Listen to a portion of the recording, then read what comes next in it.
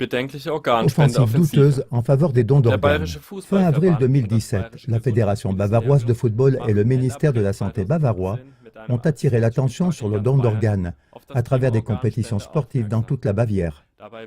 Au cours d'un week-end de football amateur, environ 100 000 cartes de dons d'organes ont été distribuées aux spectateurs. La devise de la campagne était « Pas d'excuses, décide-toi maintenant ». Selon la publicité, 1400 personnes attendent un nouvel organe en Bavière et environ 10 000 personnes dans toute l'Allemagne.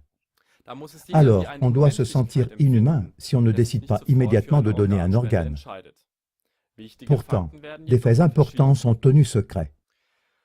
Dans le passé, un être humain était considéré comme mort lorsque son cœur s'était irrévocablement arrêté. Cependant, un cœur ne peut être donné que s'il continue à recevoir du sang et à remplir sa fonction dans le corps jusqu'à la transplantation.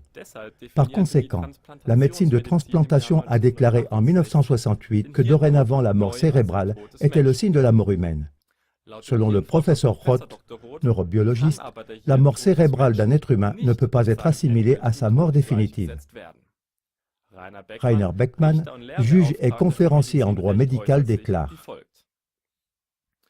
« Le corps vivant est le signe physique de la présence de l'âme. Les patients dont la fonction cérébrale est défaillante sont sur le point de mourir, mais ils ne sont pas morts. Ils doivent donc être traités comme des êtres vivants. La pression massive dans le domaine du don d'organes devrait-elle faire oublier un examen critique du sujet ? Celui qui jusqu'à présent consommait les informations seulement par habitude, sans s'arrêter à l'observation critique, a maintenant une chance de changer. CLA TV est là pour ça. Elle est une aide pour apprendre à faire la différence entre des informations et d'intelligentes manipulations.